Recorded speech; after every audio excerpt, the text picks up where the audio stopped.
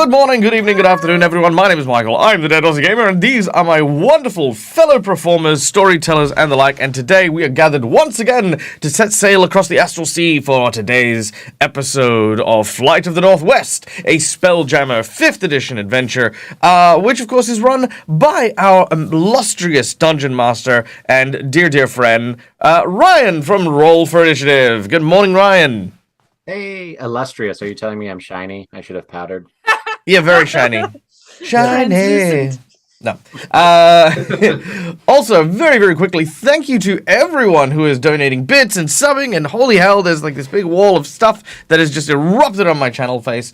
I can't read anything, but all of you guys, thank you so much for kicking off our hype train. Let's see how far and how high we can make this train fly while we cut through our intros. So, starting off, of course, we want to take a quick moment to thank the people who are responsible for making this channel look amazing, and of course, for this particular show, the people that make it look so cool and so awesome. Starting, of course, with none other than Roll20, which is the VTT that we use for the course of our games. You can see we've got like our little over there. We got our little dice rolling box, and then you'll see some maps, which were very lovingly created by none other than the team over at Roll for Initiative, who have come up with a bunch of really awesome stuff, as well as the adventure we're enjoying. And last but not least, also responsible for that is the character art. So look at that. All of the really cool character arts that you see there is also sourced by our lovely folks, Ryan and Dawn. But yay. And last but not least, the actual Northwest itself, the large, amazingly 3D rendered vessel that you could see with the large ring that is propelling it through the stars, was created by none other than our dear friend Tuck, right down there below. All super impressive things that make my channel look like it's run by a half-decent bloke instead of some schmuck. So there we go. Now, of course, speaking of half-decent folk, let's turn the tide over to these wonderful people to find out who they are, what they're playing, starting with none other than our dear friend, Ryan. Hi, I'm Ryan. I'm playing everybody that these people aren't playing, because I'm running the game. All right. I don't know. That was it. Fine. No, you're good. Next, of course, is our dear friend Tuck playing someone. I don't know. Your guess is as good as mine right now. Like, we'll see who I wake up as. Yeah. It's either Will or it's Grant. I mean, yeah. Tell us about what's going on with you. In real life, yeah, I do some 3D modeling. I'm on Instagram at shadowcast.creations. You can email me any questions about commission stuff or art or anything at shadowcast.creations@gmail.com. I'm looking forward to seeing what this week brings and to see who I'm gonna be. Very true. All right, next up, playing the role of Ruan, the person who does not have any intention to take leadership, but is absolutely willing to boomerang a freaking wrench. We have the delightful bearded. You had the best word. I think it was the Funkle. Oh, you're proud punk rock uncle. Yeah, that's the one. Funkle. Yeah. Funkle. Yes. Got the funk. Yeah, is none other than Nix. Look at it. I'm Nix. I'm your local kilted himbo and bearded weirdo, doing strange things on the internet, and I make stuff at places. Yay! And last, but certainly not least, we have, of course, playing the role of Captain Lockjaw, our dear friend from the Any-a-Winning podcast, Roll to Cast, our dear friend Ellen K. Graham, the Ellen K. Graham, the only one right. There's that only exists. Only one. Just like you said it, the Any-Winning variety TTRPG podcast, Roll to Cast. Please follow us and download us wherever you can. I know that Twitter's imploding, so if you just search us into wherever you listen to podcasts, it's Roll to Cast, ROLE. Find us there, and I guess while it's still around, follow me on Twitter at Ellen K. Graham 1. I don't know. Look, let's just play the fiddle while Twitter is burning, and let's see if I can get 1,000 before the site shuts down completely. Fair. There you go. Challenge accepted. And I'm playing Captain Lockjaw. If you bust out a fiddle tonight, I'm going to be very impressed. I will too. I will absolutely be. Damn it, I And don't guys, want- I'm Michael from Potatoes the Gamer. This is my place, this is my face. And I'm playing the role of Lockridge. Lockridge is a GIF. He has a gun. What else do you need to know? Come on. All right. Or he may be a GIF with a Jun. depending on who you are, Get out. how you say it. I was about to Scream's say, over. channel owner versus GM. Let's see how this goes. That's true. It's a dynamic I've never had before. This might be. No. It can't be the only time. It can't be the first time I've had someone run a game on my channel. Maybe. No. Definitely Rob and Dread have. I'm sure they have. All right, guys. Without any further ado, let us dive in to today's game. And as always, there's donations in the chat. You guys can read because you have eyes, and I'm not going to go through them. But roll that clip. Yeah.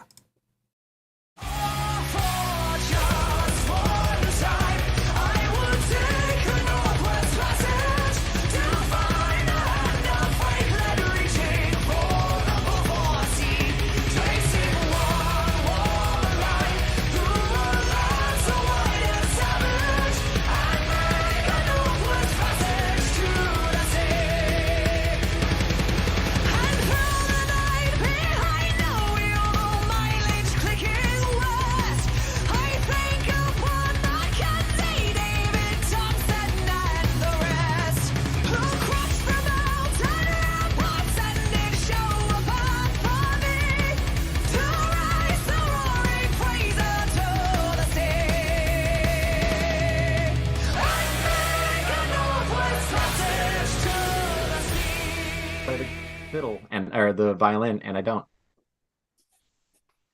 All right, welcome back. Welcome back, and good morning. Good morning after a very rough night on previously on the Flight of the Northwest. The captain was acting rather strange, dark bags under his eyes, recusing himself to his cabin, giving other people the sort of the run of the ship and not really wanting to take a lot of responsibility himself. And as Will, or as we've known him as the last two games, Grant, for some reason, this strange other person that is inhabiting the body of Will and thinks he's part of a dream. As Grant was talking to Ruin and trying to find some sort of tincture or potion that could put him to sleep, they heard Lockridge bellow out in pain as he's bitten by this large spider, the spider that had been hiding on the ship for months from that very first attack. The spider ran up to the top deck. A small fight ensued. The spider was hurt very badly and ran into the captain's cabin, whereupon it was quickly devoured by disembodied floating mouths that appeared out of space-time itself to be surrounded by weird, decaying, translucent, incorporeal flesh and eyes and tentacles, this strange nightmare eldritch creature that was here and not here, phasing in and out of reality, seemingly connected to the captain who then began to say some particularly mean things, and not in a drunken ramble, but truly cutting and really awful stuff to his officers. At one point, the monster disappeared, and a figure, a Gith Yank, who we found out was Captain Lockjaw's father, appeared. Upon killing the father, the body disappeared. The strange eldritch creature reemerged and quivered and began to melt and fall apart into a pile of goo, at which point Lockridge awoke in his bed, completely fine, his companions sleeping soundly in their bunks across the street, across the room from him. No bite marks, no puncture wounds. Seemingly, it had all been nothing more than a bad dream in Lockridge's mind. A few hours later,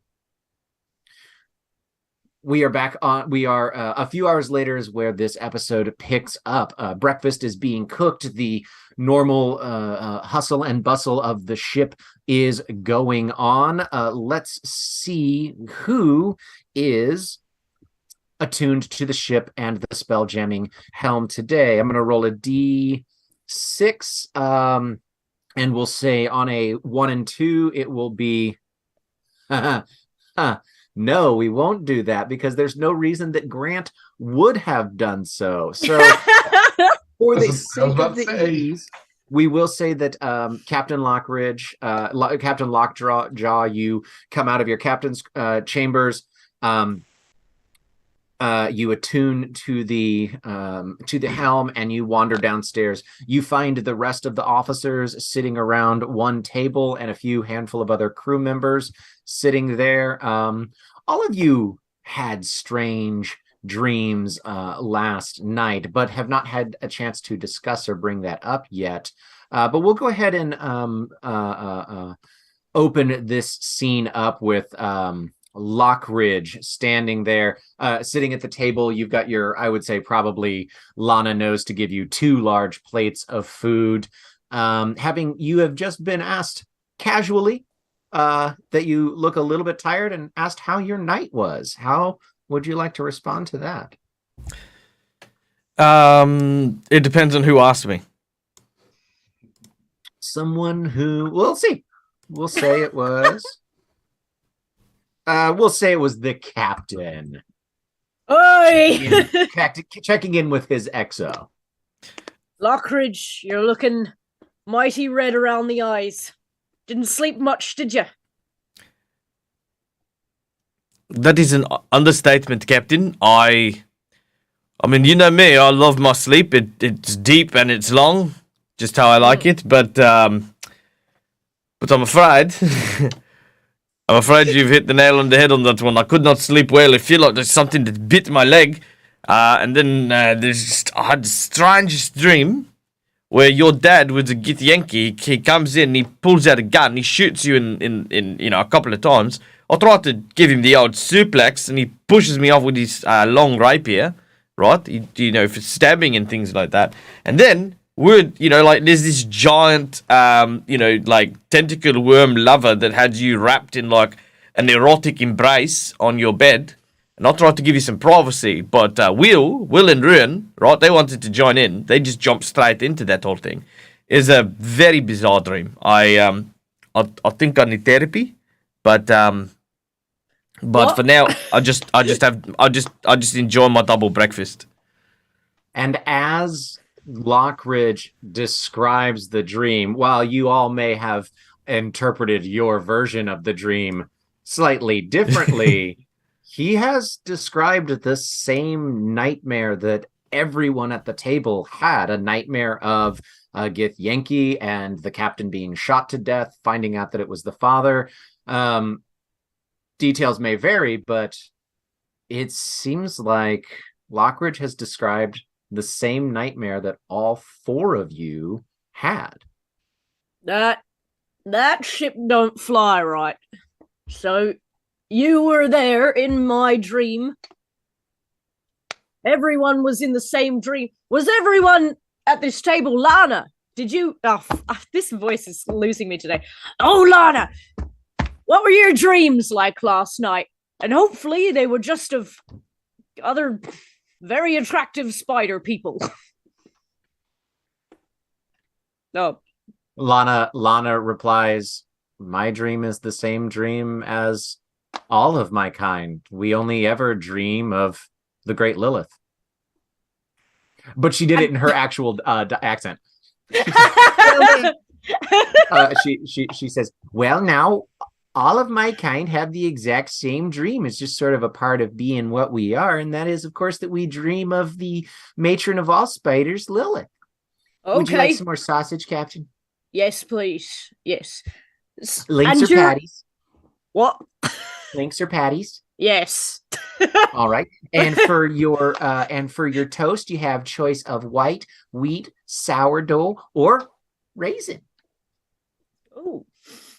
Well, I've probably should do some offsetting to the damage I've done to my liver over the past. And whole wheat berry that will be. And then last one, do you want to go ahead and go with home fries or hash browns? Yes, Lana. All right, she turns around, she goes, she calls out what it is and then gets back to the kitchen and then answers herself saying, heard, and starts making it. She's the only cook, so she just does this because it's fun for her. I love God, it. I miss Midwestern diners. So it doesn't look like this dream spread out amongst the four of us here. This couldn't have anything to do with firing up the beacon, could it? Anybody that wants to can make an Arcana check. I would also like to Sure, make that. why not? This will be funny. Oh, but you're still Grant. Oh no. Does Grant have any Arcana? Nope. Okay, I got a 15. So do I just answer my own question? Or?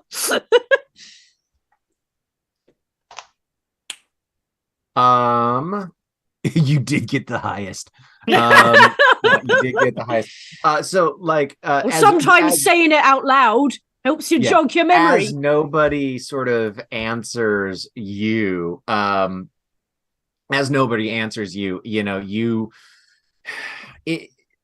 your understanding of the beacon is that acting as a fixed point in astral sea is something that probably is visible and an anchor point or the shadow of the anchor point across a number of planes. And so like at a wild stretch of the imagination, maybe it caught some other planar creature's interest, but you don't see any reason why what the beacon is designed to do would link the four of you telepathically and then not, and if it did, it should have done it to like everybody on the ship. I don't think that would be the reason why. Lockridge, you said you thought you got bitten by something. Yeah, right. You just hear on me leg, and I'm gonna like sort of reveal. Yeah.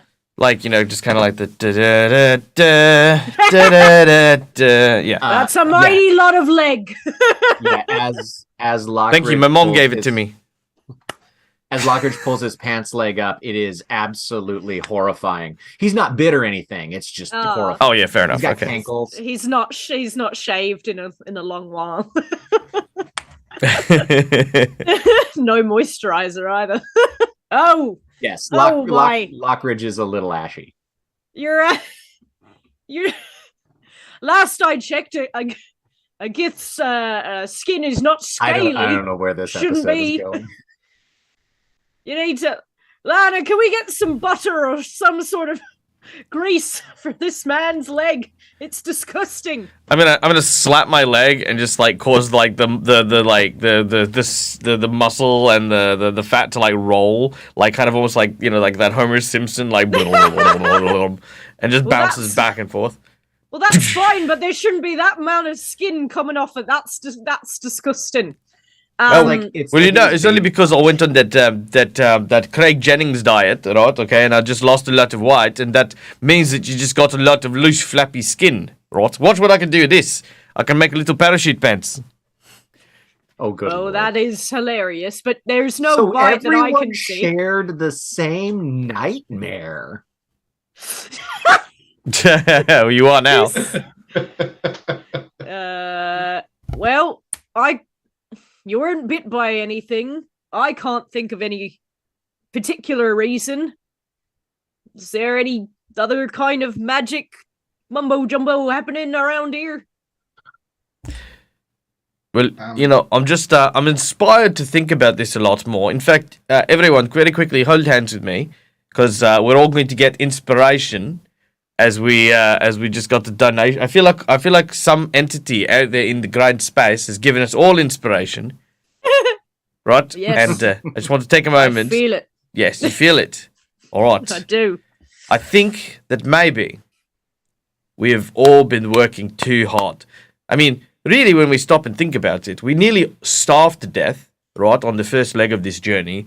So many people have died that there's one guy who hung from, the back of the ship. No one took the rope down. It's still there. Um, you know, and the captain got eaten by a giant whale. That's not good, right? Well, the previous captain. And, we haven't really stopped to say, how are you? I mean, this could just be a stress-induced mass hallucination. Which is very eloquent for what I have to normally say. Hey, Ryan. It is a very eloquent way of saying that you'd like to take a nap. I agree. Dang it. What? You see right through me, Captain. What would you say the role would be for a composure test? Just like Roll to sweat lose your beading. shit. You like rolling to lose your shit. Make a willpower check, and this is for Grant. When does Grant just say screw what do it? you mean? We're gonna call Wisdom? this make this a willpower check, and we're gonna set it at DC 15. All right. What's wrong with you people? Oh, okay. All right. Yeah. Seems fine. He's holding it together, but probably, he's got a -1 to deception. Will looks thoroughly confused by everything Lockridge has said, but seems to be, it isn't reacting very strongly, but is taking him effort to follow the thread. Well, let's say this for Grant.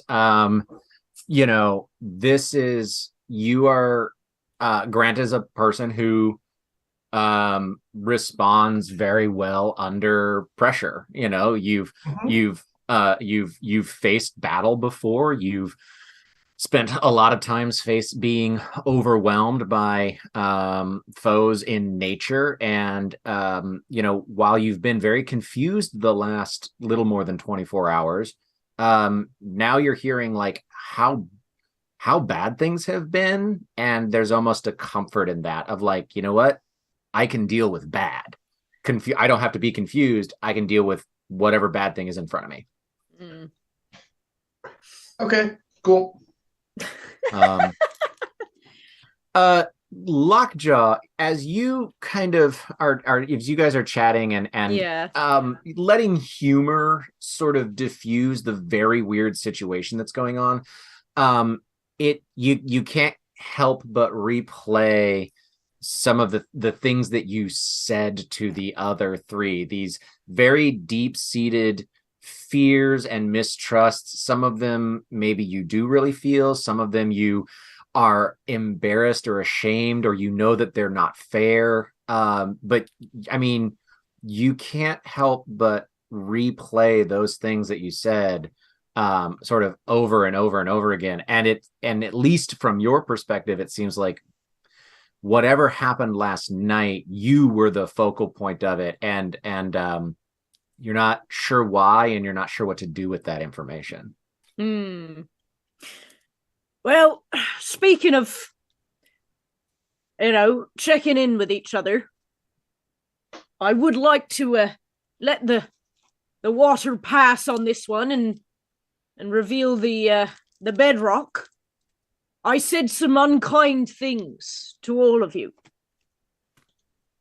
It was a dream, but at the time, I guess I now that the morning has passed, I feel I don't want to let tension, sink into your bones because of what I said.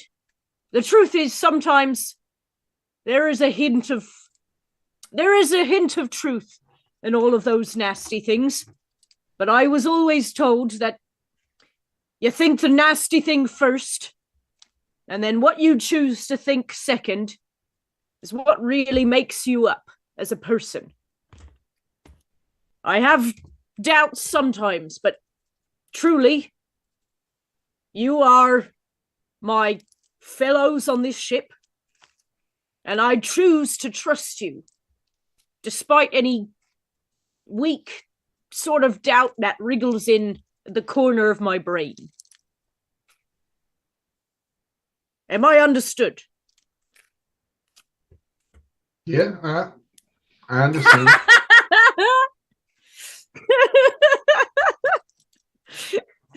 I'm not going to lie, Captain. I kind of tuned out halfway through. I think I've gone into a slight hash brown coma.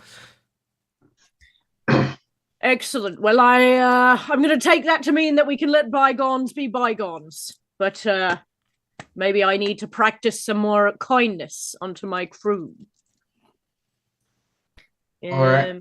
And I know how Lockridge feels, but personally, I wouldn't mind getting up and doing something. This sitting around isn't really doing me much good. So what needs to get done? What can I help with? It's a good question. What does need to get done? Have we got all the beacon stuff up and running, or? So here's the day-to-day of what needs to get done. You have dropped off a beacon a day ago. Yeah. You dropped off one beacon a day ago. You are now sailing. Sailing in the astral sea works by the willpower and thought. You concentrate on a destination and you are sort of psychically aware of how to get there in the most direct way. Most direct, not always the fastest, not always the safest, just the most direct.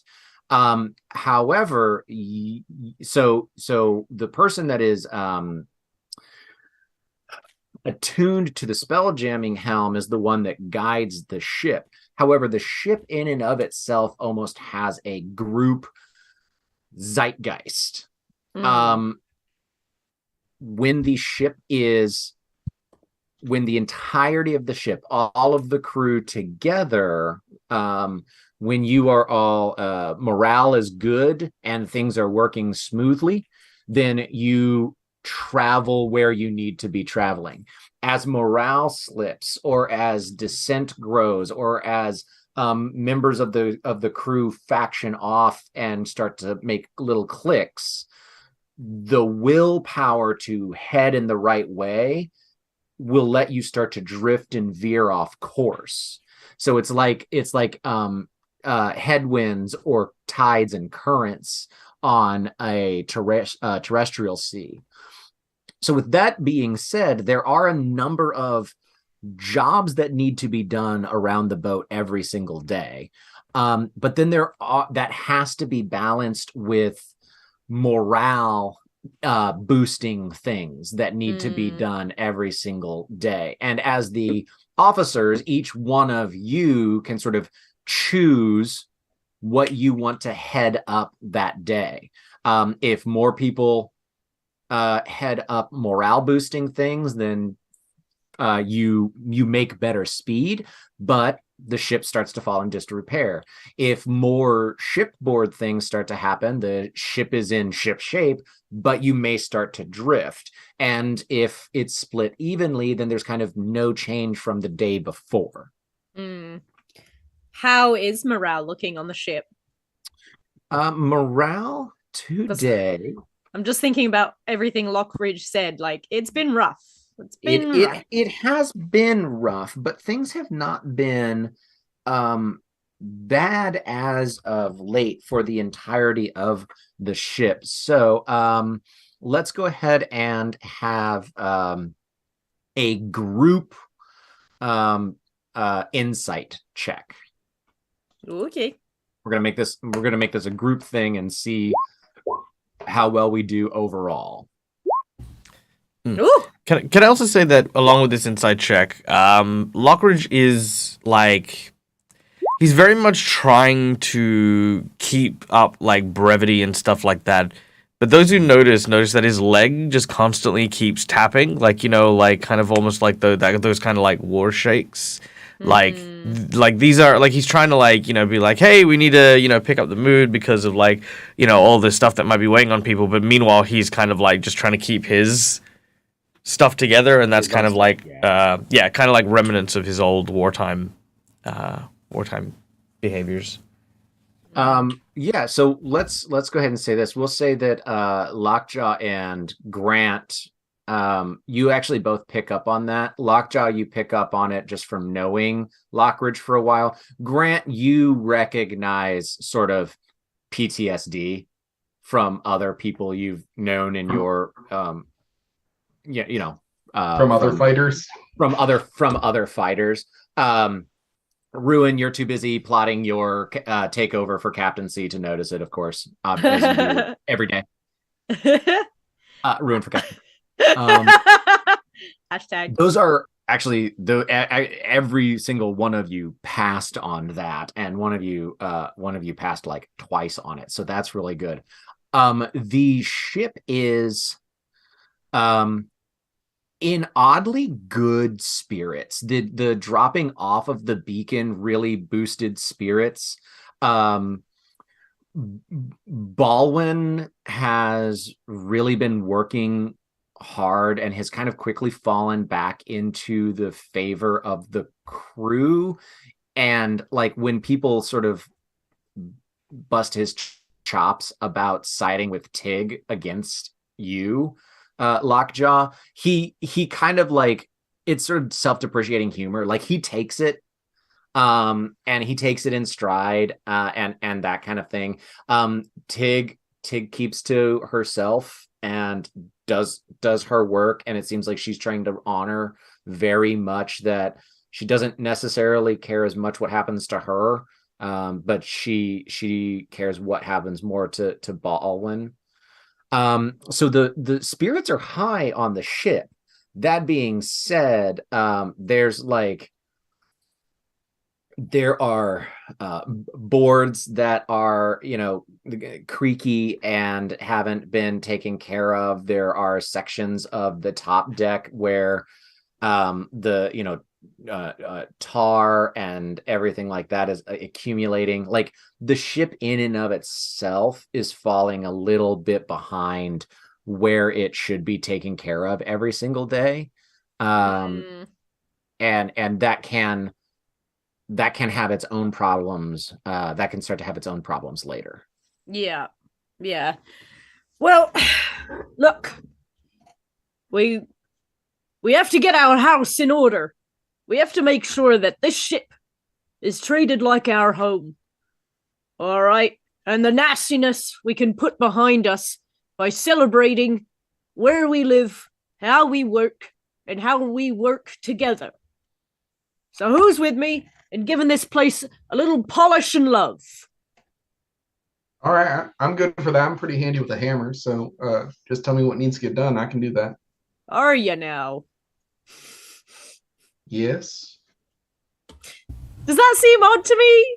It seems odd to me. What? Yeah, you can. I mean, yeah. Will's never seemed like the fixer-upper type. I feel like Will's a bit of a fixer-upper. Make an insight check, Lockjaw. You can't necessarily fail this, but it's going to go one way or the other. Well, I'll tell you this. On a 4, Nope. no, it's not that it seems weird. You just think that Will's making a joke, like the nerd, the nerd in band just said like, well, I used to be a linebacker. Yeah, he's making a joke. Oh, Will. Yes, it is important to keep our spirits high. Thank you, boy. Go about organizing people to polish the decks and okay. Yeah, great. So stuff. of the captain and officers, we'll go with this. All right. So Captain Lockjaw, we'll do. You can essentially take the day, and you can sort of oversee and spend the day with. You've known Lana for a number of for years, and talking with her, she kind of gets some of the crew, and you and Lana and a number of the crew pass the day really knuckling down and reorganizing stores and prepping meals that need to get prepped ahead of time. And you spend a lot of time in the galley getting a lot of that stuff done.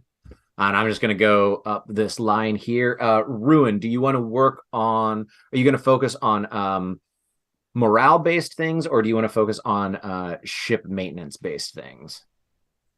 I will probably start working on ship maintenance. Alrighty. You're able to let's see here. You find a box in the storage room that is like astral sectants and spyglass. Like it's a bunch of just sort of pretty boring but necessary equipment that like the glass on a spyglass is cracked, or the adjustment lever on a sextant is bent goofy, and you and a couple of the folks in the sort of engineering quarters spend the day just kind of doing tedious tasks of fixing up the boring mundane equipment that needs to be working. I'll do a little like morale work with the people I'm working with. Be like, all right, separate everything out. Whoever gets done first, drinks are on me. Ooh. Okay. I mean, nobody pays for their drinks, but they still cheer. They cheer. I'll get you. I got some stuff hidden in the back. Drinks are on me. There's some like bathtub gin going on the ship. I've got some engine degreaser in the back. Lockridge, shipboard work or morale work? Let's see. Could I have a very long nap? No. Look, I'm not good at repairing stuff. I'm not even good at talking to people. All right, what I can do is I can shoot people with my gun. I'm going to say this. Here's what I'm going to do. Lockridge is going to go on a paranoid hunt for the spider that bit him. Okay. Because technically speaking, it's still around as far as since last we checked in on it. And, even though I haven't actually been bitten by it, I feel like it's a good use of my time to like be like, I'll swear I was bitten, all right? You don't feel a pain. Like, I got a phantom. It's like the old Moby Dick. Oh, right. That spider came in. It's a phantom pain in my leg. It aches every now and then when we head northeast. Okay. Tell you what, do this, and I'm gonna have you make some rolls, and then we'll play them out. Make a nature check for me. 16. 16. Okay. So you spend a few hours, and you find a few like space rats that have been clearly been like wrapped up and are desiccated and have been fed upon. You find a couple of spots where it looks like something has kind of dug and burrowed through a section of a bulkhead or something like that. You start to think you're finding how this thing, which was pretty large, but also there's a spider, so it can get through some smaller areas. You start to feel like you can see how it might have been getting around less than noticed. Okay, that's our first one, and that was a success. So now you can go ahead and make either a nature or an investigation check for me. It's the same number. It's the same number. So it's just gonna flavor it differently. Investigation. Oh, but that's what you went with. Never mind. Yep, nature. That you find a lot of those things, but they don't ever really lead you anywhere in particular. Could I use my inspiration? You can if you want on this one. I have one more check for you still. Okay. I'll hear the other check. Okay. You think you've found all of its little passageways that it's made or created, and its little tiny meals that it's done. I knew it.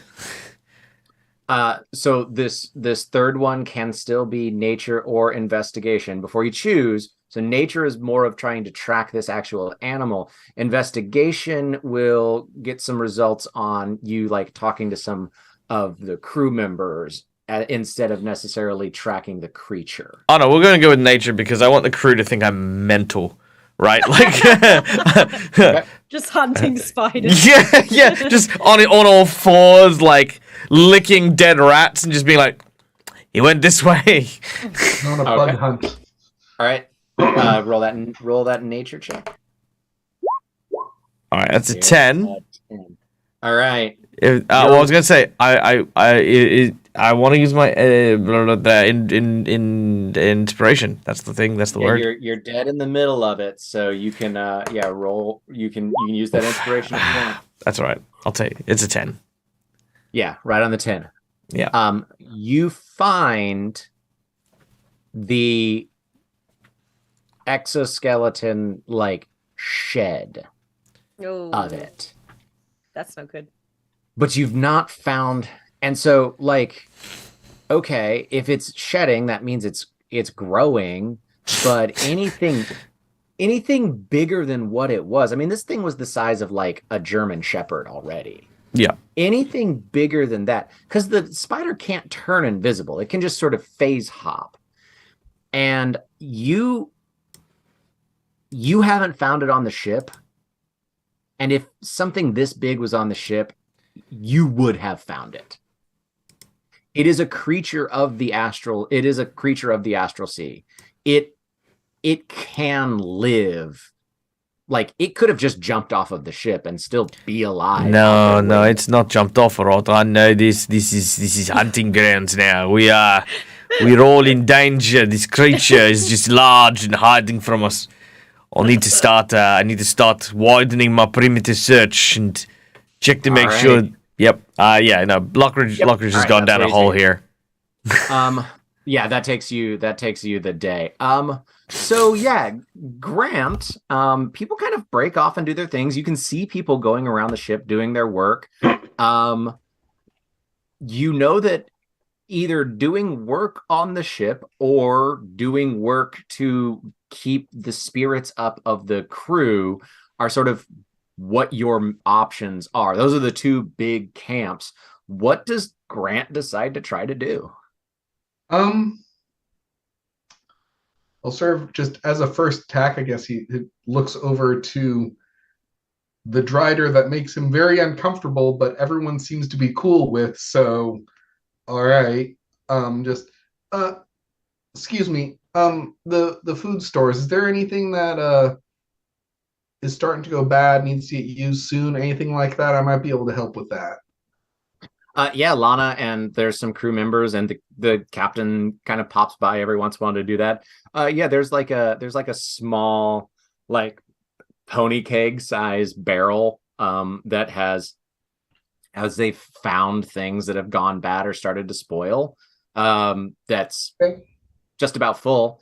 She says, "Oh well, dearie, if you want to go ahead and empty that one and bring me a fresh one, whatever you want to do with it's fine with me, sir." All right. Grant will just cast Purify Food and Drink on it to make it not going bad.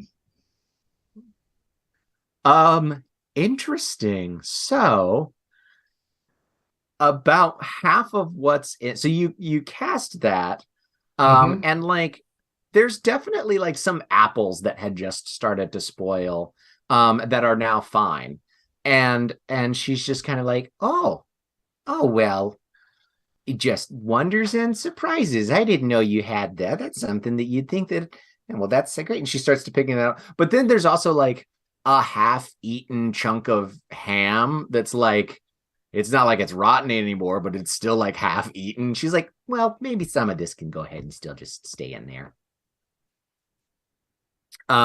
So I mean, and we'll say that ends up roping you in with that sort of, I mean, because that moment is just a moment. Yeah. But we'll say that kind of can rope you in with that group if you like. Yeah, we'll or Grant, I suppose, will help with just sort of tag onto a group that is doing some sort of physical labor that doesn't require a technical knowledge of the ship necessarily, and just throw his lot in with that. Okay. All righty. So that kind of takes us, the day there. As a sort of just daily part of what all of you do. Well, by all of you, as a daily part of what Lockjaw, what you do, you check charts and you sort of see where we are. You're attuned to the ship, so you can sort of feel what's going on. And you are aware that with the speed that you've made and the direction that you're going and how far you've made it, tomorrow, end of the day, I mean, evening doesn't really mean anything when there's stars, but not suns. But tomorrow, by the end of the day, will be time to drop another beacon. And so you do know that there is the construction of the beacon and the housing and the engine itself and the feeding of magical energy spell slots into it. But everybody is aware that the activation of a beacon is with the sacrificing of a memory. And as you guys you spend the day, we're going to say that kind of sunsets us into the evening dinner in the galley, and it's not quite as lively. People are a little. The crew is a lot more quiet, but not quiet because they're upset. It's that like quiet of like a hard day's work. So morale may have slipped a little, but the working of the ship has sort of risen up, and you as the captain, you certainly feel much better about how your ship looks. But as you sit around the table, you sort of get that feeling. Lockjaw kind of goes quiet. The ship sort of speaks to you, and in a lull in the conversation, it dawns on you that in about 1 day from now, 24 hours from now, it'd be good to have another beacon, and someone's going to have to donate or sacrifice a memory to it.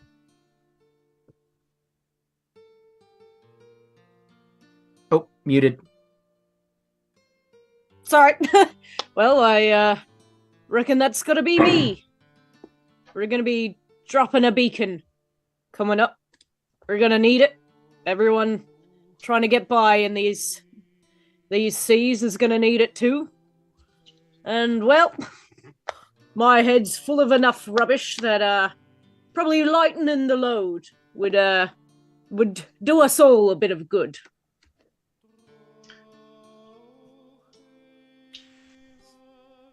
So, let's drink up now. I've got my... what kind of juice is this, Lana? I never asked.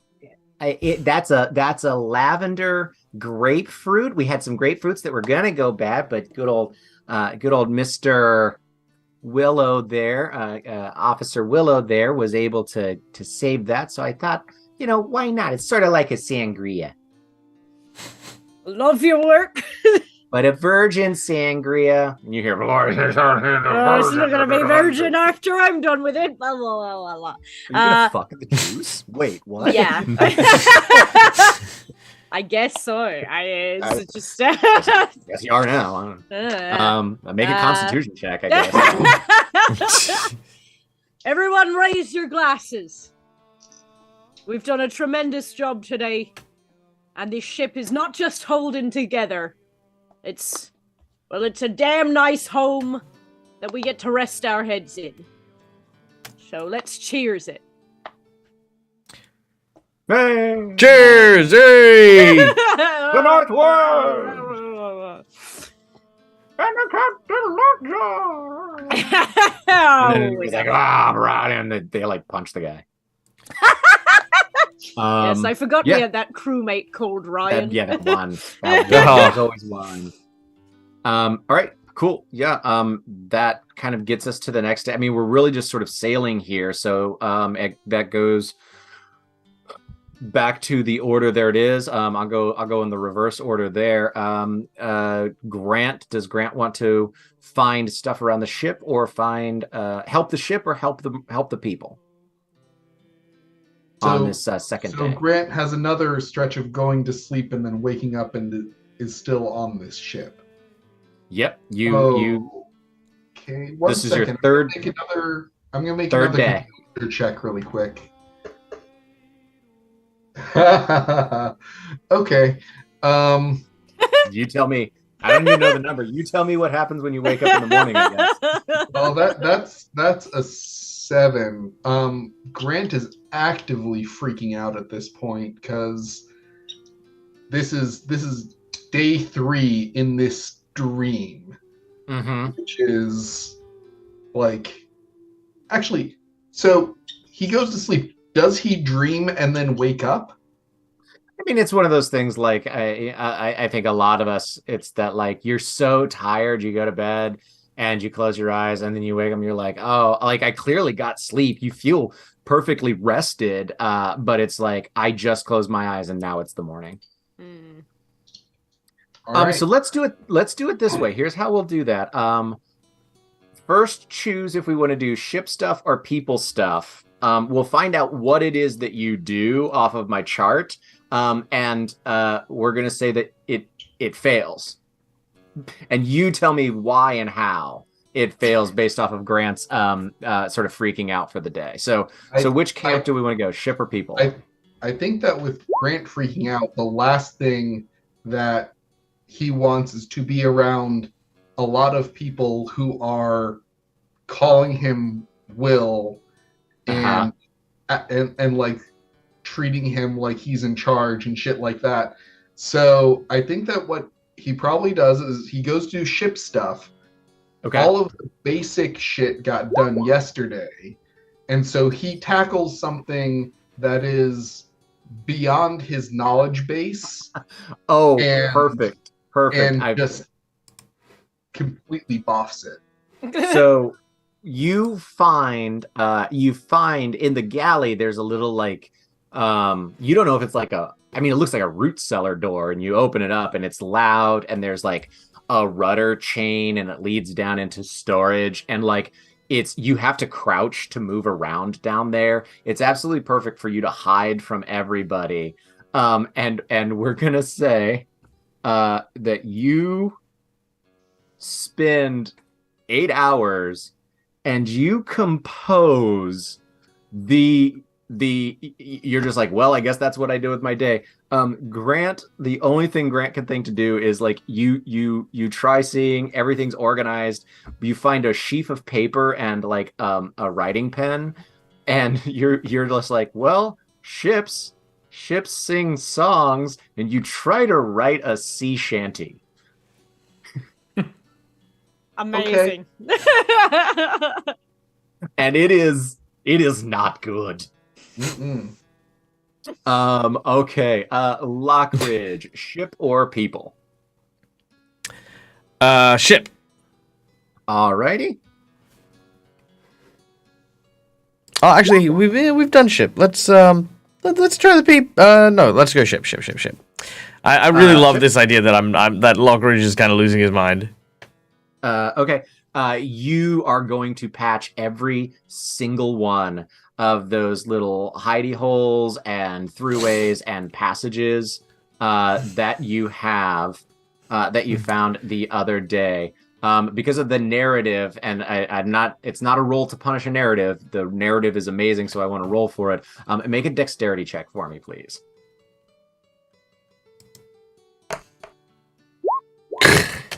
Beautiful, I love it. Perfect. Yep. Ruin, people or ship? Considering Cap told me to get on building a beacon. You build the beacon. That's what we can do that day. So that absolutely works for your day. Do you have the spell slots for that? Well, yeah, you should have all of your spell slots. So you can dump up to 3 level equivalencies of spell slots in there. So how many do you want to fill up? Up to I can do up to 3, and that tops it off. Yeah, so like you could do 3 level 1s, a level 2, and a level 1. You could I'm just gonna, do a level 1 spell and say, good enough. I'm gonna drop 3 level 1s in there. Cap wants it done now. We get it done now. Okay. You get all of that done there then. And then Lockjaw, the beacon will be in the evening. Yeah. But for the day, would you rather focus on the ship or on the people? I think on the people, you said morale was a bit low. Yes. So I think I would like to organize some game on the upper deck. That's fantastic. Do you have a game in mind that you would like to play? Like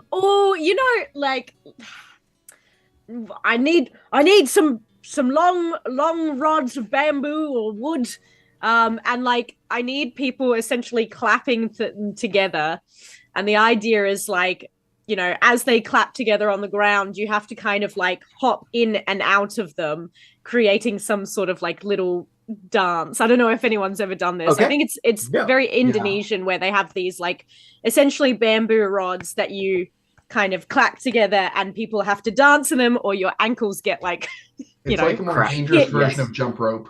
Yeah. Nice. Great. Make a charisma check with advantage. Fantastic. All right, let's just hope this works. All right. Nope, sorry, I wrote that. Ignore that. Ignore that. Just rolled intimidation. Well, I mean, it was okay. no. We will play games. Okay, sorry. Is it the same bonus? No. Oh, not at all. Oh. But you rolled better. Okay. So, okay, well, I rolled a 19 on both, so it's a 19.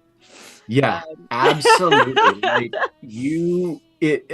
So when you first start, some people are just kind of like, all right, this is like a kid's game. But like the crew definitely gets into it and are having a good time of it. The ship still looks ship's still looking better. It doesn't look any better today, but it looks a lot better than it did 2 days ago. And morale is going really well. And like you can even sort of feel the pull of almost like psychic G-forces as the ship is just making very, very good time. Yeah. And then that evening, Ruin brings this sort of like a cube inside a dodecahedron that are sort of spinning around each other, and there's a blue and an orange, almost metallic looking liquid metal that's swirling around in it, and like he's sweating and he definitely looks tired, and he has this, as well as there's a much larger wooden case that's been built for it that are sitting on the top of the quarterdeck.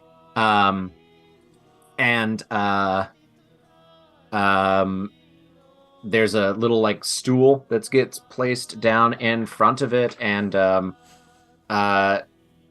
Ruin, would you like to, and to a certain extent, Nix, you kind of get to decide physically and mentally what this felt like. Do you want to go ahead and describe letting the captain know, like, well, here's what you do, and then it happens.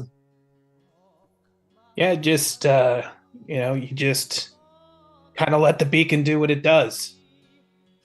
You're gonna feel a bit of a pull. It'll let you know what it wants, and once it gets a hold of what it wants, you just gotta let go. You have to make the choice to let go, and it'll just take it. All right, sounds like most of what I do on the sea. Just let the current pull me where I need to go. Alrighty.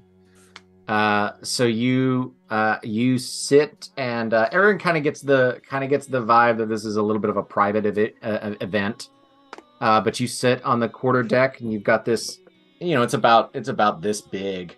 This sort of thrumming metallic glass magical machine thing in your hand, and as you concentrate on it, like you can feel almost a sense of hunger from it that you have to either choose to fight or give into.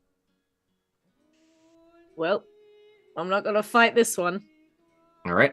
So yep, you give into it. You see a third color. There's sort of this pink hue that starts to fill in with the blues and the orange. It's in there. You have the sense that the beacon would work now, like it's magic, like it's not bright literally, like it's not bright like a light bulb or a candle or the sun to look at, but magically it's brighter than everything else around you, almost kind of like looking at the plasma magical ring of the ship. You have the sense that it would work a little bit now, or you can still feel a hungry pull from it. You can choose to back off or give it more of whatever it is that it's looking for. Nah, I'm all in. Anything to drop this beacon. All right, you're all in. It glows even more powerful. The hunger's not as strong, but it's certainly still there for this one. If you choose to resist it, I need a willpower check. Nah, no All right. resisting. Lockjaw is like, I'm going where I need to go, and that's where Alrighty. you need it. As the thing flares and you are holding it, and you have to actually close your eyes. You see it held in your hands, your hands, older hands, sort of a yellowish green from years of jaundice and not taking care of your body. This engine flares with magical light. You close your eyes, it's so bright. And as you open your eyes a second time, sure enough, there it is, the sun shining off in the distant horizon in this beautiful blue nebula of this station that orbits this tiny little watery moon. You're here for like 2 weeks as this second time you've ever been out at sea. You can still feel it in your hand, the doorknob of the tavern. It's a hot day. The sun is shining. You twist the doorknob in. You walk in. Some people look up kind of to see who it is, and they see just another 20-year-old, 25-year-old, young, fit, half-orc guy. There's 40 of them else on the station, so they don't really pay you too much of a mind. You walk over and sit down, and there's one open seat sort of at the corner, so there's nobody to your right, and then there's a person sitting to your left. That's the only open seat in this bar. Fantastic. I elbows in. All right. I'm gonna need something strong if I'm gonna be landlocked for God knows who long, who knows how long. Okay. Yeah, you elbow your way in, and there's this sort of thin guy, short like shoulder length hair. Looks like he's probably human, maybe half human, half something else. Has just like this leather sleeveless tunic on, and this like white undershirt, and long pants, decent boots, and you elbow your way in, and as you do so, like his drink knocks a little, and he kind of shoves you back just a little bit and says you're like, you're looking for something strong and you're not watching where you're going. You're going to find plenty of strong things around here that are going to knock you back, friend. Excellent. And well, I hope you're not just talk there, friend, because like I said, I'm seeking a distraction and I'll do anything to get it. So it's either you and I bottoms up and we become friends, or I'll have you 3 rounds. I'm gonna say that you pick up a drink and like bottoms up, and there's like a waitress that was getting ready to get that drink for a table that's just like, hey, yeah, imagine this guy that you bumped into is just like, he's got this look of like, what the hell is going on?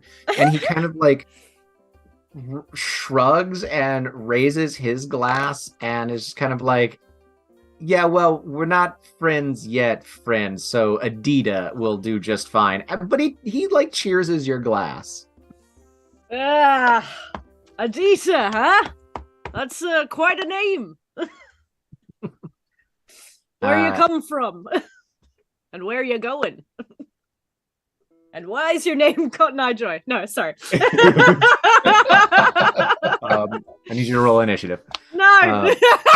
We are fighting. Yeah, you spend the day drinking with Adita, and it's one of the like there's times where he'll try to like pull away into a different conversation, but then like he turns back around and like asks you to join in on it. Like it's a weird thing where he doesn't really like, you guys don't really particularly seem to enjoy each other's company for most of the day, but you still sort of spend the day together. And by the end of the day, Adita sort of tells you, he says, well, listen, what name do you give? I think he's been called Lockjaw for a long time. Yeah. He says, listen, Lockjaw, it was certainly a memorable day, actually a kind of a nice day in spite of all of your best efforts. So I actually listen, thing is I ship out tonight, but this is a pretty regular port. If you're back here in 2 weeks, tell you what, and he writes down the name of another tavern. He says, this is actually a place where I do a little bit of performance, if you want to stop by and see me. You're a performer. Yeah, well, the fishing doesn't really pay the bills nearly as well as, well, you'll see. Don't worry about it. Fantastic. I knew there was a reason I was meant to meet you, Adita.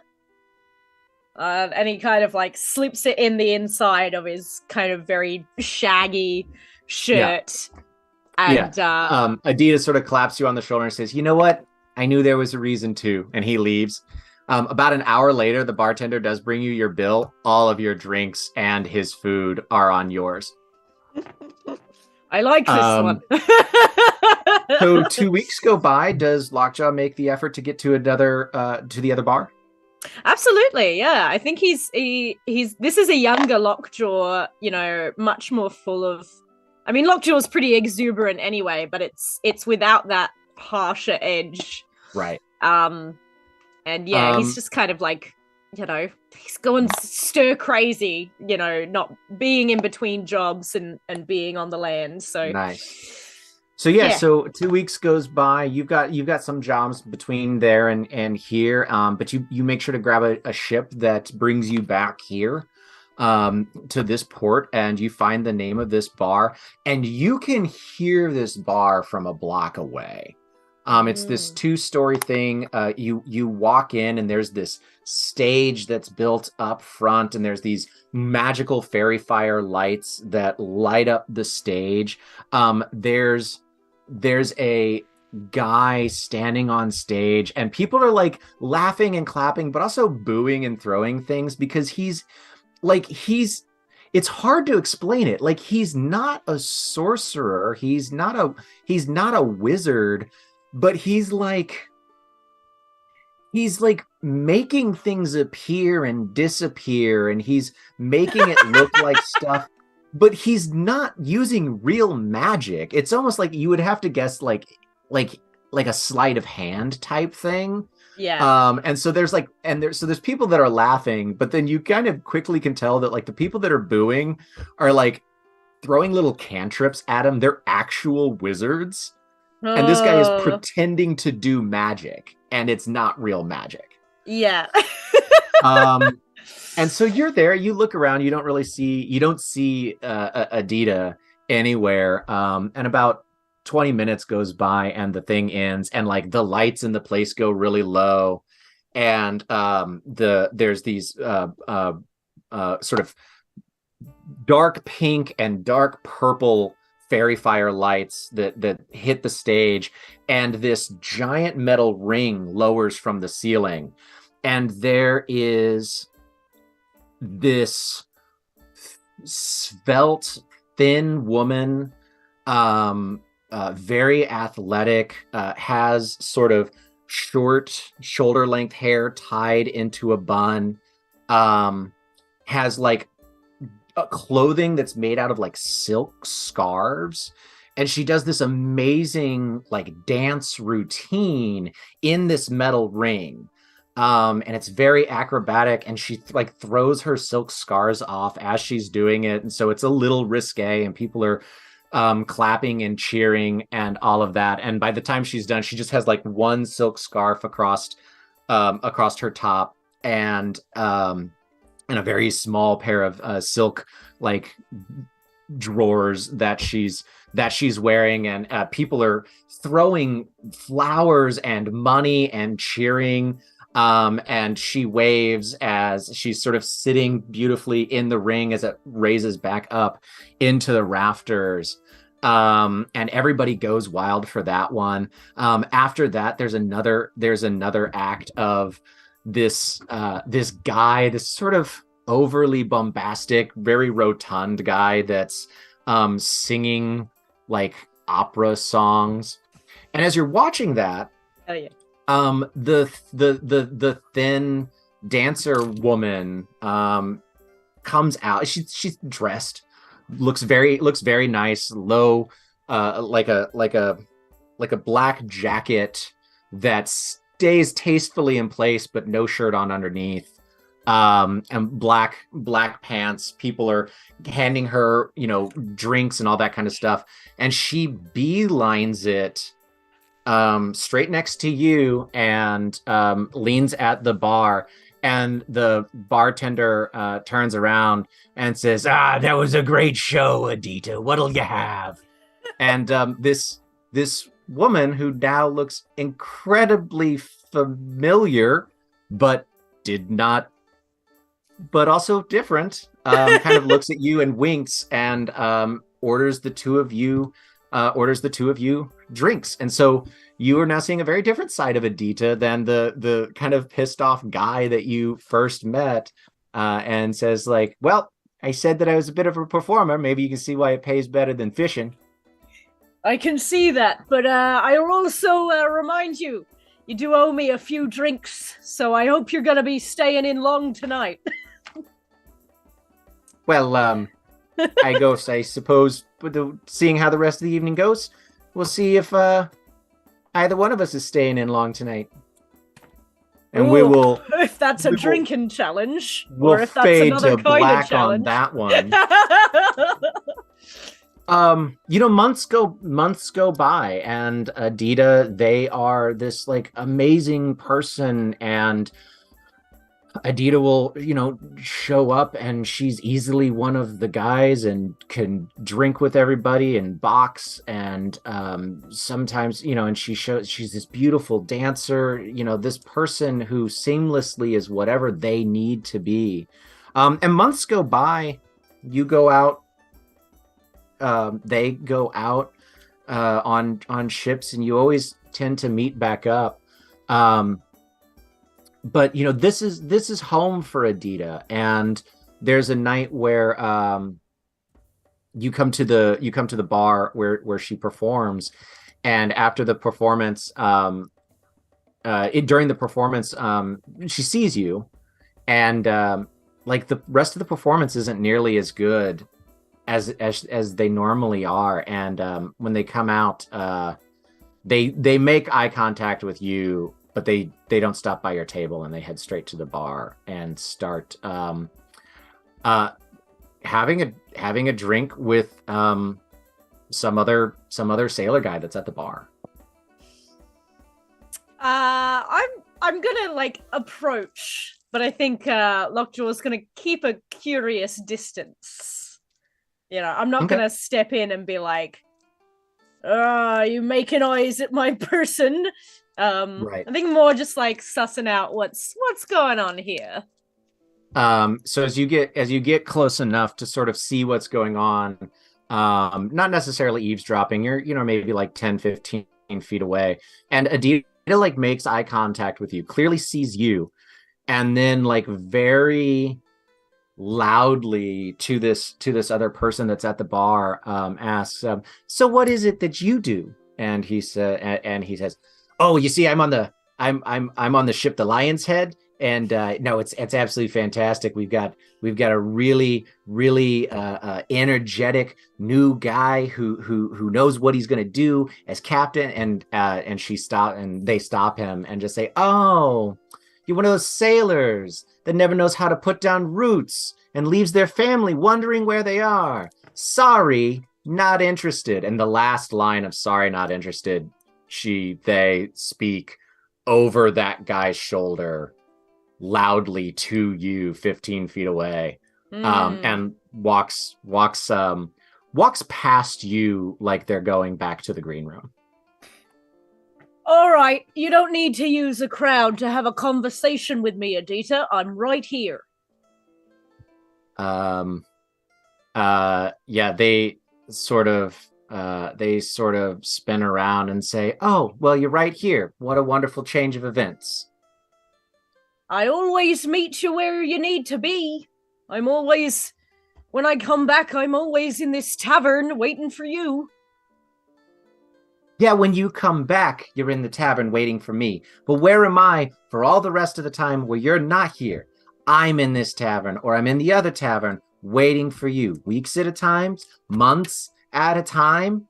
You know, there's plenty of work to be had here. There's plenty of work to be had right here. And how many times have I told you that we could easily find you an act, or you could work, you could manage it. You manage work on a ship. Why couldn't you manage work in a tavern? I never said you had to wait for me, Adita. I didn't know that you were waiting for me to come back every time. Oh, so I wouldn't be waiting for you. I just go out and do whatever it is that I'm going to do, because is that what you do? All the other ports, literally, of call that you've got to go to? Is that what it is that I should be understanding? No, I just mean I've never been the kind of man that anyone waited for. There was never a place set for me. There was just people who would see me go, and that was that. I guess I guess I never really knew you felt that way. Okay. She looks at you. She says, why don't we get out of here? We go across town. We find a shitty little bar with shitty little beer and shitty little sailors that we can beat the ever-loving shit out of. And we just call it a night after that.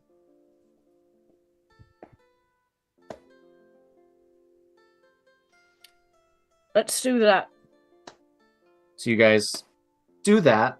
You have one of those evenings that, like, you're both clearly working hard to make things better. Yeah. You know, you've got like a split lip. They've got a black eye. You know, you've had a lovely evening. And the next morning, the two of you are laying in bed, and they get up and start putting on their sort of more masculine fishing outfit, and they turn around and they say, listen, I know that you got to go out and you're going to be gone for about a month, but if you're back in a month, you need to make a decision if you're going to be the kind of person that has a place set for them that they can come back to every night because they work in town. Otherwise, maybe you just sign up for 2 rotations this time, and then 3, and then we appreciate this for what it was. And what was it? I think you're the one that's going to have to answer that. And they leave the apartment. At the end of your month-long, your next trip, your next work voyage, your captain comes to you and says, "Hey," and lets you know that there's another ship that's heading straight back to port, or this ship just received, a message, and message spell. It's always weird when they just pop into your head and then you only have a few words to respond. Whatever. He's sailing for an extra month, or you can hop on this other smaller craft and head straight back to port. Which one of those two things does Lockjaw decide to do? Oh, I think he still would make it back to port, but perhaps to have a difficult conversation. Okay. You get back to port, and you head to the sort of performance venue bar, and Adita doesn't perform that night. And sort of as the end of the night is wrapping up, one of the bartenders, who Kareem, you know him, Yeah. kind of comes over. He's a dwarven fella, and he's got these stools that he hops up on and then hops down and does what he needs to do, hops back up on him on his side of the bar. He's been like, you haven't been able to get a drink all night. He's always busy. You're one of the last few people in here, and he hops off his bar. You hear a bunch of bottles clanking, and he hops back up and he sets just this bottle of rum down, and he sets just one glass, and just sort of fills it and slides it to you, and he reaches over and pats you on the shoulder, and says, and tells you, and he says, "Listen, man, I just want you to know that I've always liked you, and I really think they liked you too. But about 2 days after you sailed out, Adita packed up and they caught a chartered ship. Didn't tell anybody where." Well,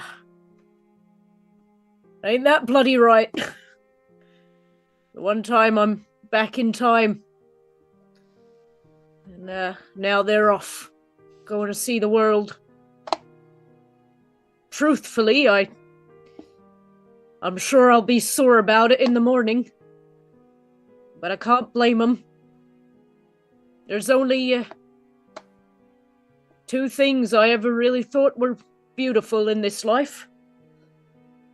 Their smile, but also just looking out at all those stars, all that space, and maybe all my talk finally got through to them about how beautiful it was out there. Maybe they'll find me out there somewhere in the stars, or probably more likely at the bottom of a bottle. You might want to leave that, son.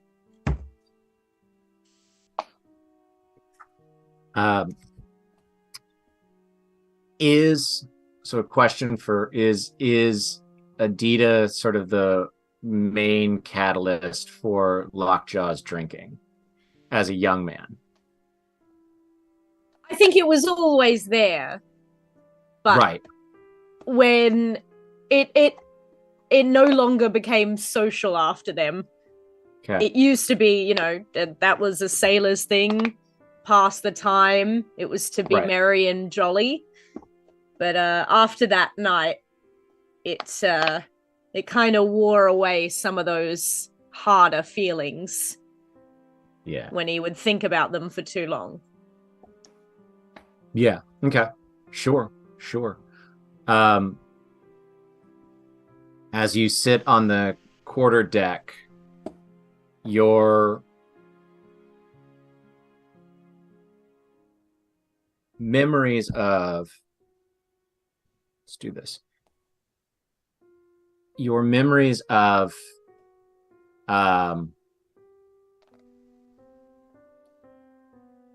Adita are pulled into the beacon, and you're left with the absence of that one person.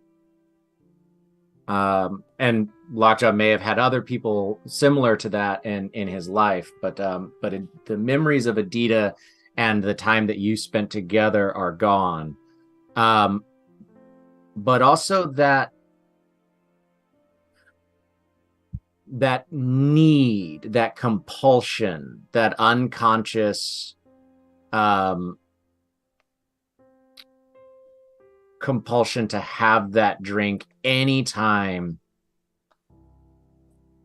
bad feelings need to get pressed down. That also gets pulled into the beacon. The beacon glows brightly and is fully charged, ready to be placed into the housing and dropped off the side of the ship.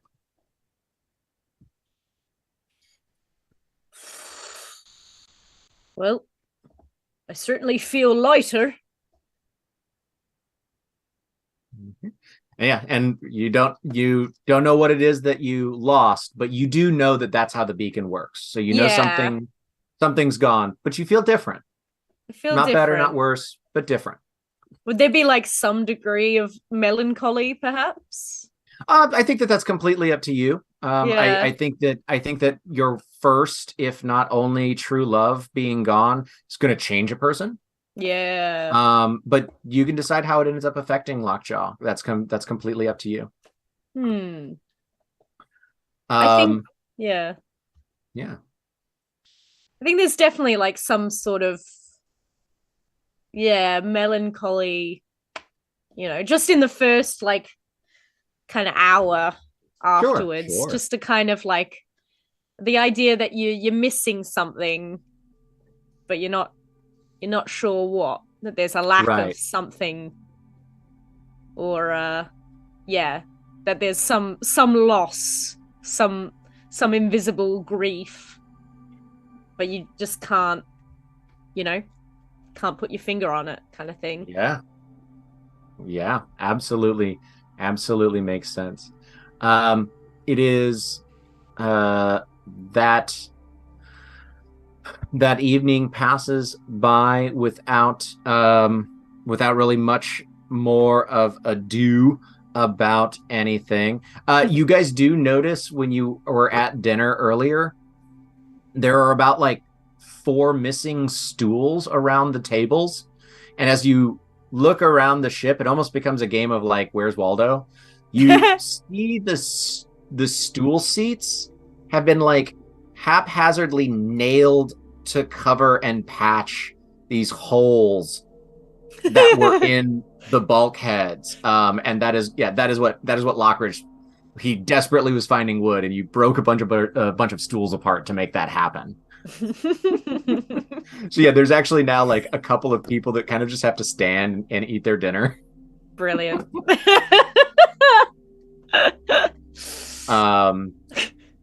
That's that. That evening, as you all are drifting off to bed,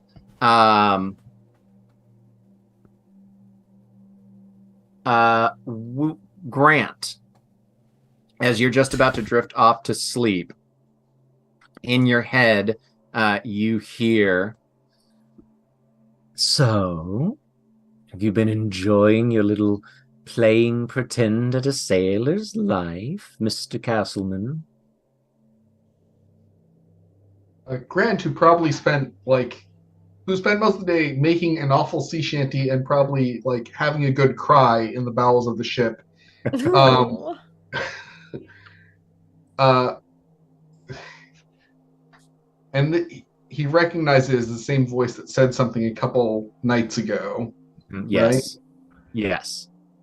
And it's a like you hear it in your mind, but like you feel like I don't know if anybody has ever had those like jawbone induction headphones. Like you hear it, but you also like you feel something. Like you Mhm. hear this voice, but it also like you hear it from your bones. Like this voice infuses you. Uncomfortable. Okay. Um, uh, are you keeping me here? I'm not the reason you're here, Please, but I just want to go home. I miss my wife. I'm worried about my girl. I would really love to just wake up, please. I don't know what's going on. Is this one of those dream things that I saw on above deck? Is that like one of those? Is that what you are? Was that me seeing you? first of all, that nasty little creature, I quite offended, Mr. Castleman. And oddly enough, you offending a being like me is exactly what got you into this predicament in the first place. But don't worry, I'm not nearly as vengeful as my cousins. I don't know what you want, what I'm supposed to do here. I want to go home. Can you help me with that? Oh, well, I suppose I could help. I'm sorry, I've only ever heard your surname. May I have your first name, please, Mr. Castleman? The pause is out of character. Um,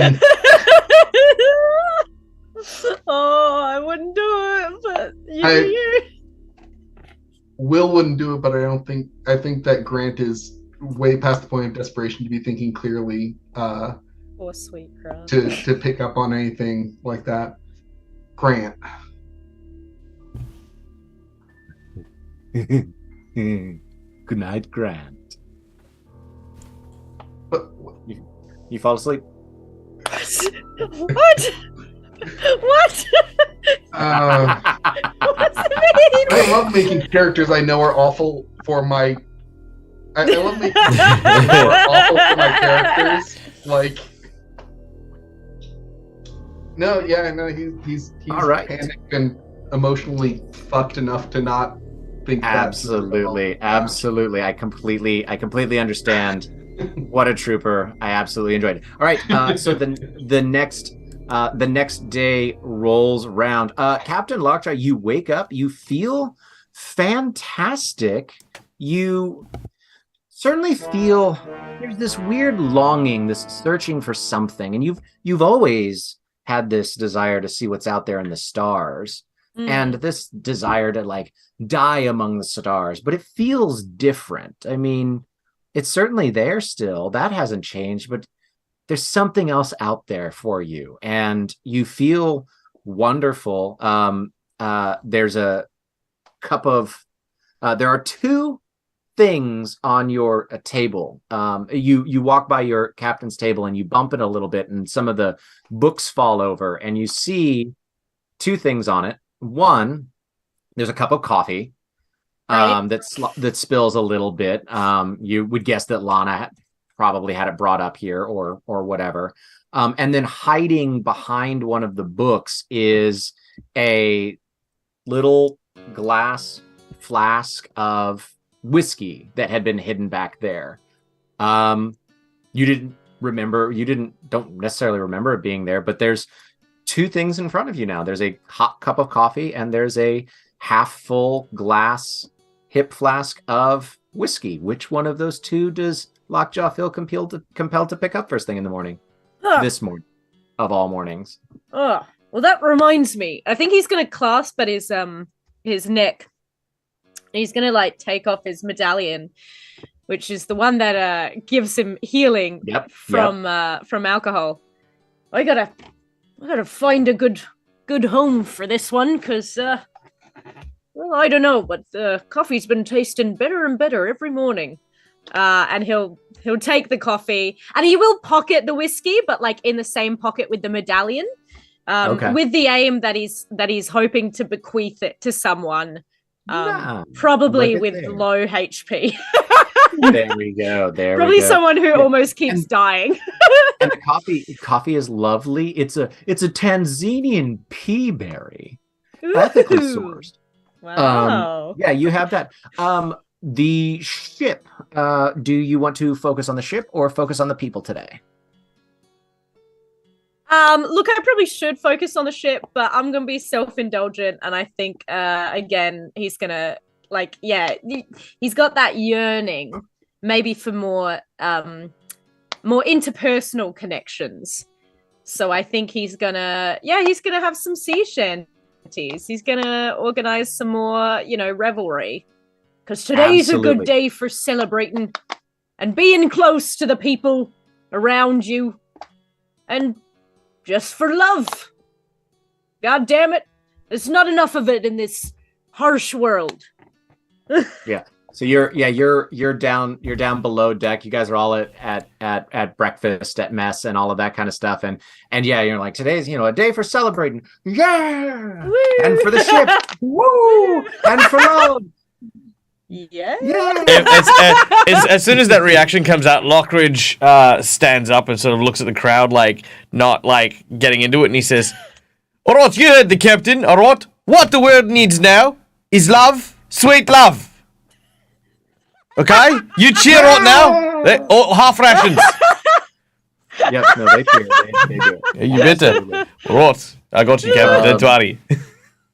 Nice. Yeah, you spend the day and essentially on the quarterdeck when people are still doing their jobs, but when they're not doing their jobs, they're just like the equivalent like line dance, like square, like there's dancing and there's people are just like having it's like pirate ship cruise ship. Oh, yeah. Like that's is kind of what's going on. Ruin, people or ships? I'm still kind of wiped from the beacon thing, and my crew's been doing good. So we're gonna people today. Yeah. You're gonna people today. Do you have something you want to do, or you want me to roll it for you? Probably one of those like we're gonna work towards the aft. Hey, remember I said whoever got it done first got a drink. Everybody gets drinks. Y'all did a great job. I'm having a day. Yes, absolutely. So on the quarterdeck, the captain is like running a square dance shindig, and then directly below the quarterdeck, under the captain's cabin, the chief engineer is sitting around with his crew around a like pot still. We're all under the bleachers smoking and drinking. Nice. Lockridge, ship or people? Spider. Spider. Okay. I'll tell you what, alright? I've never had to say this before as an Australian, okay? But I'm here to fuck spiders, okay? Yeah. It's exactly why I'm here, alright? In Australia, the spiders fuck back. Pardon his language, Lana. Yes, sorry, pardon my language, Lana. I mean, I fancy you, but... She's like, well, I do appreciate it, although I might have to talk to HR. You're not really my type, though. Not enough legs. Now I feel a bit self-conscious on that one. Nature or investigation check, whichever one. Nature will be the tracking. Investigation is sort of the like asking around. Yeah, nature. We're gonna stick in the nature wagon. Right. 17! I'm coming for you. A 17. I'm going to say this. You with a 17 with a 17. 17. Tell With me a what I get with my 7 tank. Like, you're not finding anything you haven't already found, and it's not because you're not looking well enough. Like, what you've been able to find is what there is to find. All right. Lockridge goes to the edge of the ship. Okay. Exercise log. Day, I don't know. I'm not keeping track. I've only started this journal today. I've reached the end of my trial. The spider eludes me. His piercing eyes seem to stare at me from the darkness, and all at once I turn and try to find him, only to find myself trying to figure out how to nail Jello to a wall. He is a shifty creature, and he knows that I'm onto him. The ship is a den of fear. And that is all that is... Yeah, yeah, with all the cheering and the roaring pile, like partying in the background. Yep. That's it. As you the beautiful monologue as you finish up talking out loud to your ship's log. That same old sailor that sort of like patronizingly patted you on the shoulder when you tried to intimidate everybody, but they were already walking away. He just is like, he's like 15 feet away from you and just looks at you, and he just kind of gives you a look and totters off. Did you You even don't find that? even know what he does on the ship. I don't even know when he got hired. Like, I've never seen him before, and we haven't made any rest stops. All right, so that's Oh, Will, ship or people? Yay! Oh, shit. You wake up, you have the deepest sleep of your life. You feel like you've been asleep for days. You are the most rested you've ever been. You kind of get the lay of the land pretty quickly. What it is that's going on, and shipper people. What is the last thing Will remembers, just out of curiosity? The last thing Will remembers is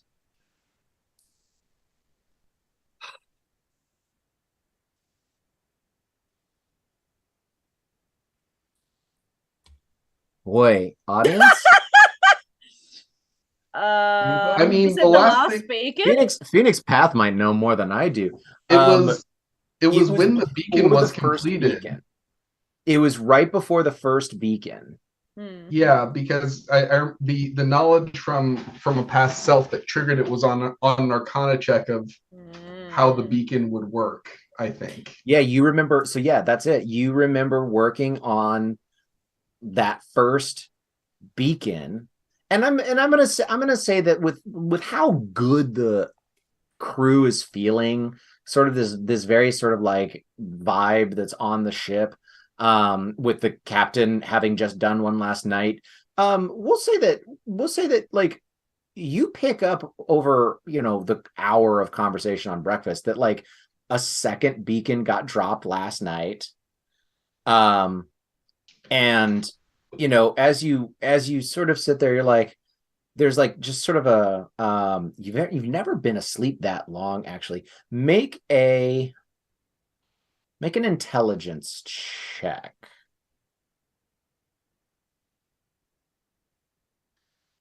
Skill check. Yeah. Or just like a straight up like roll your just straight up intelligence. Can I use guidance? Yeah, if you've got it. Definitely use guidance. You can use knowledge of past life if you really want to risk it. I'm back. Oh, I don't think I'm gonna need to. Yeah, 24. 20. Yeah, with a 24, you like you're just kind of like, oh man, and like you kind of are like, oh yeah, no, there was a we've been working on the ship, right, we were working on the ship, and then Lockridge has been chasing something about spiders and I was working down in the hold all day yesterday. I don't remember what it was that I was doing. Man, my hand hurts though. Like it's like you vaguely like if you try to remember 2 specific consecutive days from your senior year of high school. You're like, okay, I guess that kind of happened. So you don't think that like 20 minutes ago you were working on the first beacon. You're just like, Yeah. man, I just do not remember the last couple of days. All right. Well, if I was down the hold, then I wasn't doing my job, and we just dropped a second beacon. So Will is going to go and get charts set up and make sure that we've got marked down that a second beacon got dropped, and figure out where we need to go for a third beacon. So I guess that will be ship work. Yeah, we're gonna call that. We'll definitely call that. Um, we'll definitely call that ship work. Yeah, absolutely. Sweet. That gets us. Uh, That gets us there. if we've got a second, while they're doing that, Will is going to make it quick. Dannon, are you around? Well, I'm always around. I'm not always able to respond, and sometimes I like to let you figure things out for yourself, you know, autonomy and all of that. But You know what I'm I'm free for the moment. Yes. good. Last couple days are real hazy. Uh, do you know anything about that? I'm sorry. Well, days, you know, things are time is a bit different for us here, and than they are for you out on the prime material, even in the astral sea. But I will say that I tried to check in with you fairly recently, and I couldn't quite find you. I'd been getting worried, but also you're a grown person. You can handle things on your own. I'm glad to hear that you're doing all right. I'm sorry that you've got a little bit of a brain fog, but seems like you're doing just fine. All right. Well, maybe we were passing through some distortion or something. I don't know. Um, you were asking for me to step up finding some things to get rid of for you. Um, do you have any direction on that, or are you going to leave that to me as well?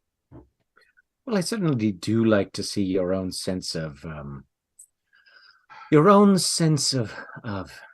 giddy up, you know, what it is that you can come up with yourself. But All right. let me say this. There is, I do believe,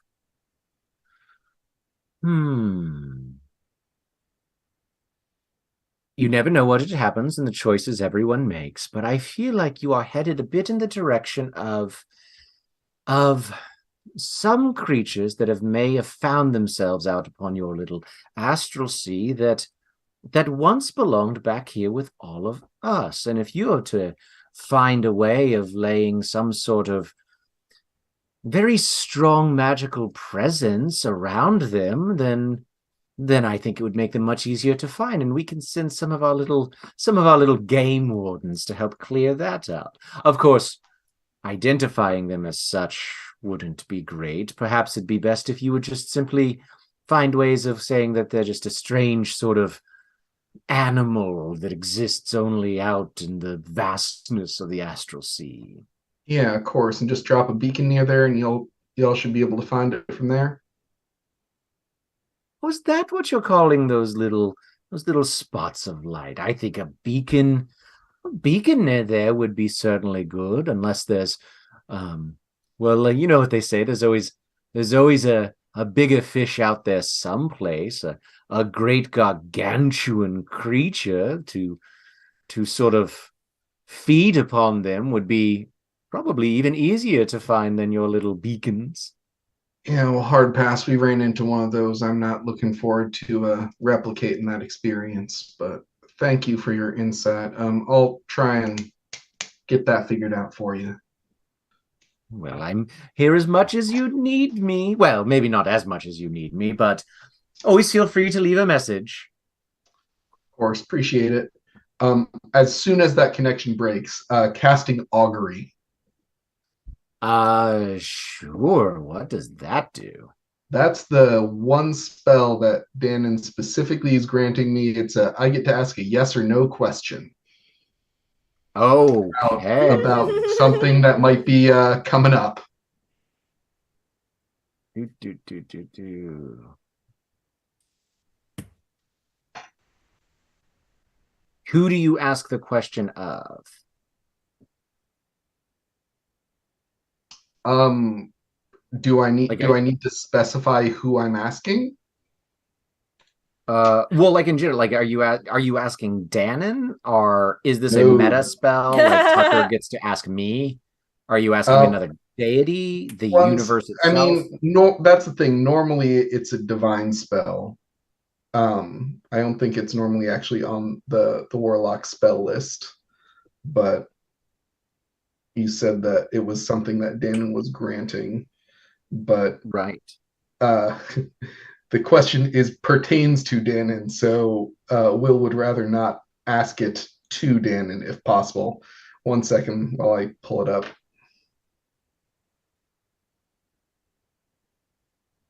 Do I just not know how to spell augury? Is that why? Augury. Ury, that's what it is. Ba, ba, ba, ba, ba. A spells continued. Astral augury. Um, Sure. you Okay. receive an Um, omen from. right. Yeah. Yeah, it's an omen from an otherworldly entity. So Right. probably when Okay. casting it, it would probably go to Danon. So never mind if it would go to No. Danon. No. That's it says otherworld. There's lots of otherworldly that are out there. So if you're not specifically asking it of Danon, and if that's what Will is, if you're willing into it that it doesn't go to him, that's fine. So Mhm. yeah, that's fine. Let's go ahead and course of action you plan to take within the next 30 minutes. Is setting a course for this a trap? Okay. A trap for us specifically. Right. Um,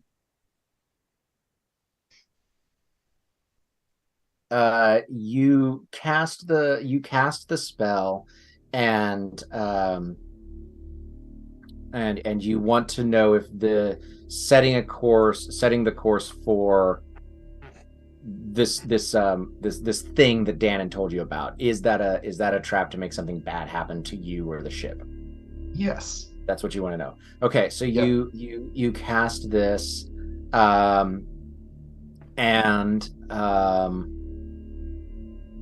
as you do, you sort of look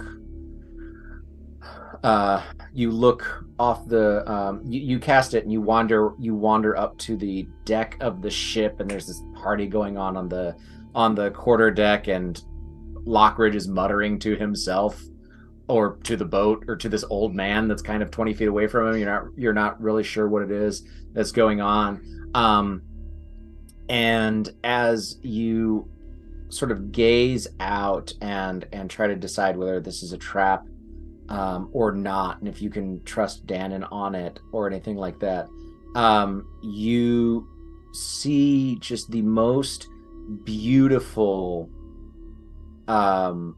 comet, like a shooting star, and as it goes and it arcs across, and the trailing the tail behind it glitters in a rainbow pattern, and as you continue to stare at it, there's this beautiful pod of the kelki, these whales, not nebula ones, just regular good old astral space whales, that sort of frolic and are playing with each other in the glittering stardust, and like everyone on the ship stops and is staring at it, and you can almost feel the oneness of everyone that's observing this, and the life and the breath of the ship, and you have one of the most profound senses of togetherness and peace that you've ever felt in your life, as well as just how beautiful this setting is. All right. Will is going to make their way over to the captain then. Okay. Captain Lockjaw, Yep, that's me.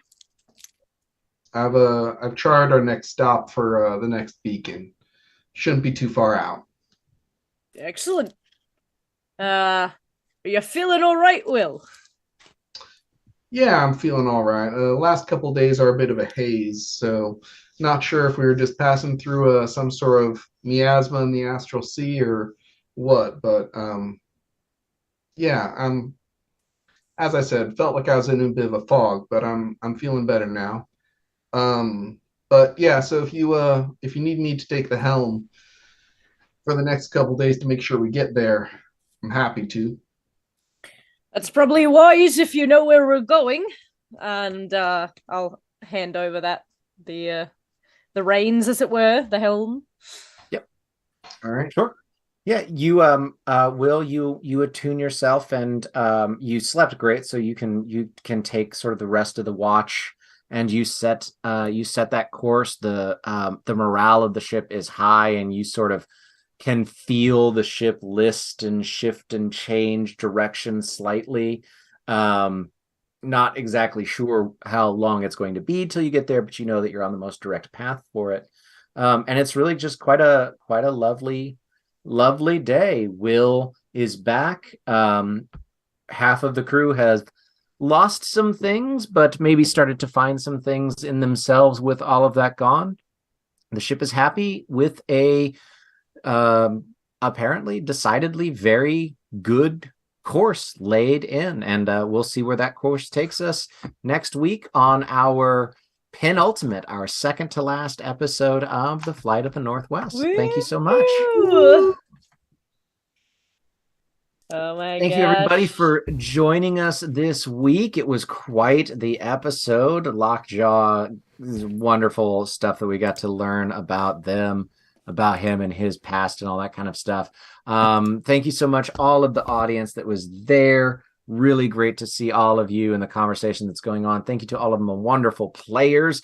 First off, back this week, we have our very own Ellen back. Ellen, where can we find you? What do you got going on?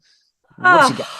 Oh my gosh, all the usual. So wherever you listen to podcasts, add Roll2Cast to your playlist, because we're an excellent TTRPG podcast. Each season is a different game system, so there's something for everyone. We're about to wrap up our Avatar Legends season, so jump in for the interview we're going to have with one of the creators, but also just listen to the whole season because it's really fantastic and family friendly. And follow Roll2Cast on all the social medias, all the ones that are still working. And not that it would probably matter, but if anyone's in South Australia, check me out. I'll be in a drag show every night until the 26th called Who Done Did It? Murder mystery drag show, and I will also be performing in drag for the comedy gala at the Rhino Room tonight. Again, it's probably a long shot, but if any Adelaide people are out there, come find me. And that's me. All righty, absolutely. I will hop on a supersonic flight.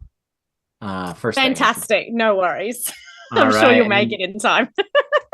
In the display right under Ellen, we have Nick's wonderful artist. Where can we find you? What do you got going on? Hey, I'm Nick's. For now, you can find me on Twitter at MC_etching. As long as it lasts, I'm going to be there until it all burns down. Generally, anything at Uncle Nick's is where you'll find me. I'm here 3 days a week streaming on my channel. Just chats or some Sea of Thieves or whatnot. But just generally on the internet, being an uplifting, wholesome, a slightly smutty, silly person. It's a wonderful, slightly smutty. You guys really need to follow him. It's right next to Nick's, we do have our very own shipwright who built the Northwest all himself. Tucker, where can we find you? What you got going on? I am on Instagram at shadowcast_creations, or you can email me at shadowcast.creations@gmail.com. I'm currently open for commissions. Otherwise, I'm working on some stuff, sort of building portfolio pieces and things like that. Specialize in architecture and hard surface modeling specifically, although I can take shots at character modeling if you are patient. And then the person who really we have to make sure we thank because it's his channel, and otherwise I would just be talking to absolutely nobody. We've got our very own Michael. G'day guys, my name's Michael. I'm the Dead Aussie Gamer. I live here. This is it. If you want to see me, hit follow. That's basically it. How easy is that? And if you haven't hit follow already, what are you waiting for? I mean, what could it hurt? Just notification like 6 times a week because I stream. You can also find me over on Quincy's Tavern, where we'll be doing Tavern Guard this coming Sunday. For those of you who have not caught up on the current events, please close your ears for the next 10 seconds. But a bit of a spoiler here. So Quincy's gone missing from last week, and yeah, that's it. We're dealing with all that stuff. I'm just looking at Nyx and I'm just like just pushing his headphones. Oh, okay, cool. Well, that's okay. It looked like he was pushing his headphones closer so he could hear better. We're good. You're good. Instructions unclear. There you go. But yeah, so we'll be dealing with all that on Sunday, and obviously you can find me over on the Mercs of Mischief channel. As we are exploring more of my backstory with my character Basil and the very strange and mysterious book of fairy tales that he walks around with.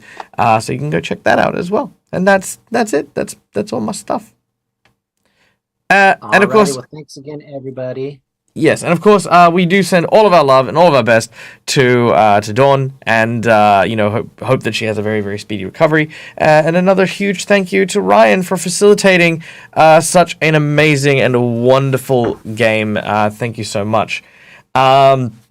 Now, as for where we're going to go head over to Distal's place. Distal is a friend of the channel. They're currently running through a session of D&D.